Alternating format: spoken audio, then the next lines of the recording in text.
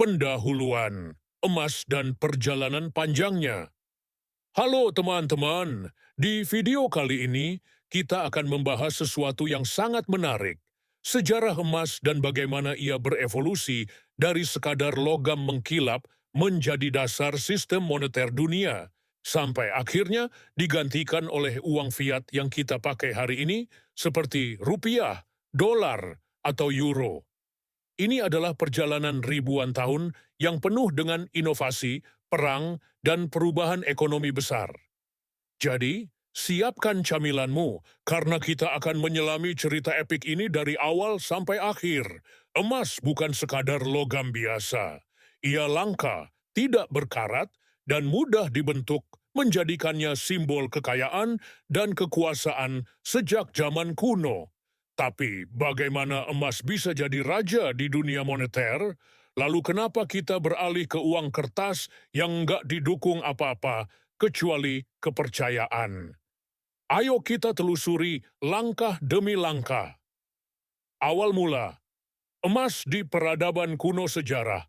Emas dimulai jauh sebelum kita punya uang seperti sekarang. Bukti arkeologi menunjukkan bahwa emas sudah ditambang sejak 4000 SM di wilayah seperti Bulgaria dan Mesir kuno. Bayangkan, ribuan tahun lalu, orang-orang sudah terpesona sama kilau emas. Mesir kuno, emas sebagai daging para dewa. Di Mesir kuno, emas dianggap suci. Firaun menggunakannya untuk perhiasan, artefak religius, dan bahkan dikuburkan bersama mereka untuk kehidupan setelah mati. Emas bukan cuma barang mewah, tapi juga alat tukar. Mereka nggak punya koin seperti sekarang, jadi emas dalam bentuk batangan atau perhiasan dipakai untuk barter. Lydia, koin emas pertama lompat ke abad ke-6 SM di wilayah Lydia, sekarang Turki. Orang-orang mulai bikin inovasi besar. Mereka mencetak koin emas pertama di dunia. Koin ini punya nilai tetap berdasarkan berat dan kemurnian emasnya. Ini revolusioner, karena perdagangan jadi jauh lebih mudah dibanding barter. Bayangin, dulu kalau mau beli kambing, kamu harus bawa beras atau kain. Sekarang, cukup bawa koin emas. Selesai. Yunani, Romawi, dan dunia lain setelah Lydia, Yunani, dan Romawi ikut pakai koin emas. Di Asia, emas jadi alat tukar di jalur sutra, sementara di Afrika, kerajaan seperti Mali dan Ghana kaya raya berkat tambang emas. Pada masa ini, emas belum jadi sistem moneter resmi, tapi sudah dipercaya sebagai penyimpan nilai karena sifatnya yang langka dan tahan lama. Era koin emas. Standarisasi perdagangan masuk ke abad pertengahan. Koin emas mulai jadi tulang punggung perdagangan global. Di Eropa ada koin florin dari Florence dan ducat dari Venesia yang terkenal banget. Kenapa? Karena koin ini punya nilai intrinsik, artinya nilainya berdasarkan emas di dalamnya, bukan cuma janji kosong. Keunggulan koin emas. Koin emas gampang diterima di mana saja. Mau beli rempah-rempah dari Asia atau kain dari Timur Tengah, bawa koin emas, semua senang. Ini juga kurangi risiko penipuan, karena orang bisa cek berat dan kemurnian emasnya. Masalahnya, pasokan terbatas. Tapi ada masalah. Pasokan emas nggak selalu stabil.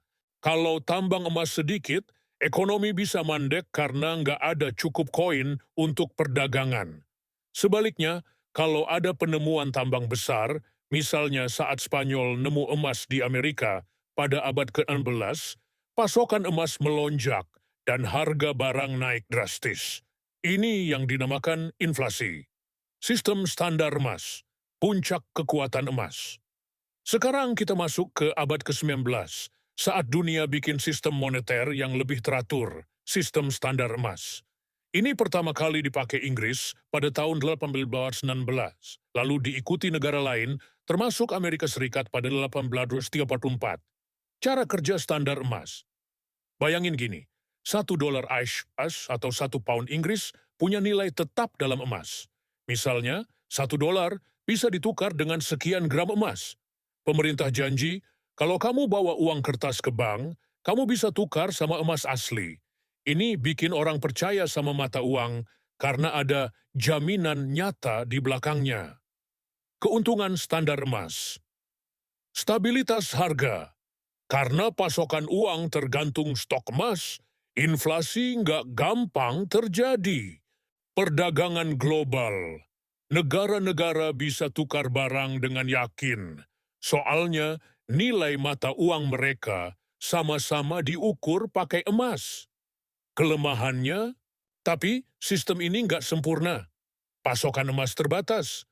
Kalau ekonominya tumbuh cepat, tapi emasnya nggak cukup, ekonomi bisa tersendat.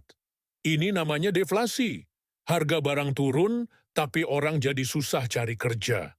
Tambang.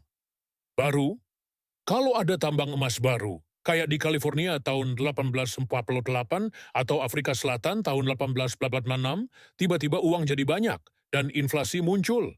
Standar emas bikin dunia stabil banget selama abad ke-19. Tapi semua berubah saat Perang Dunia II datang. Perang Dunia I, awal runtuhnya standar emas. Tahun 1914, Perang Dunia I pecah. Negara-negara butuh duit banyak buat beli senjata dan bayar tentara. Masalahnya, stok emas mereka nggak cukup. Jadi, mereka mulai nyetak uang kertas tanpa backing emas. Hasilnya, inflasi besar-besaran. Pasca perang, upaya gagal. Setelah perang selesai, beberapa negara coba balik ke standar emas, tapi susah. Ekonomi dunia udah berantakan.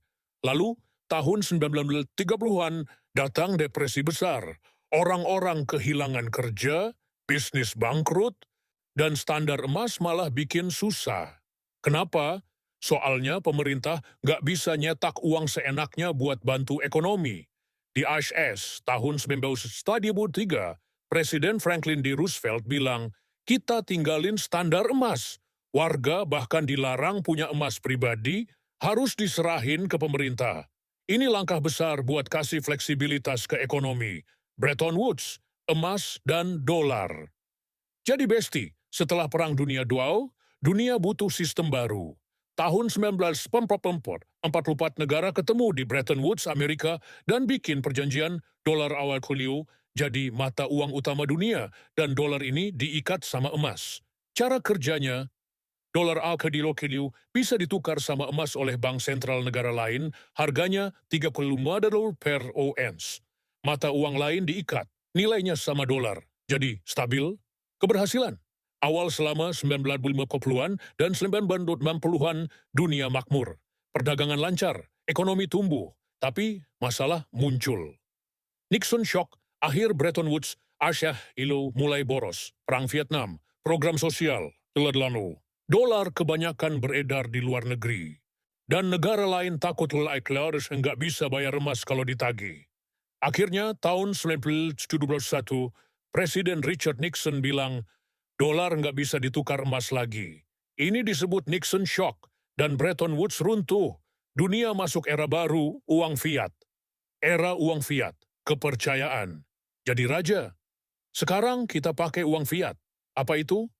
Uang yang nilainya berdasarkan kepercayaan ke pemerintah, bukan emas atau apapun. Rupiah, dolar, euro, semua fiat. Keuntungan uang fiat. Fleksibel. Pemerintah bisa nyetak uang pas krisis, kayak waktu pandemi. Nggak terbatas emas, ekonomi bisa tumbuh tanpa takut kehabisan emas. Risikonya, inflasi. Gila. Kalau kebanyakan nyetak uang, bisa jadi hiperinflasi.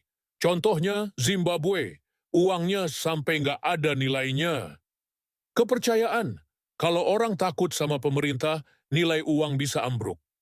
Emas, sekarang masih penting, walaupun nggak jadi uang, emas masih bintang. Cadangan, bank sentral simpen emas buat jaga-jaga. Investasi, orang beli emas pas ekonomi nggak pasti, disebut safe haven. Perhiasan, ya, emas masih jadi kalung dan cincin favorit. Kesimpulan, emas dan masa depan uang dari Mesir kuno sampai era fiat, emas udah jadi saksi evolusi ekonomi kita. Dulu jadi alat tukar, lalu standar moneter, sekarang cuma aset. Tapi, cerita emas nunjukin satu hal. Uang itu soal kepercayaan. Apa kita bakal balik ke emas suatu hari nanti? Atau mungkin ke cryptocurrency? Tulis pendapatmu di kolom komentar, ya! Jangan lupa like, subscribe, dan share video ini. Sampai jumpa di konten berikutnya.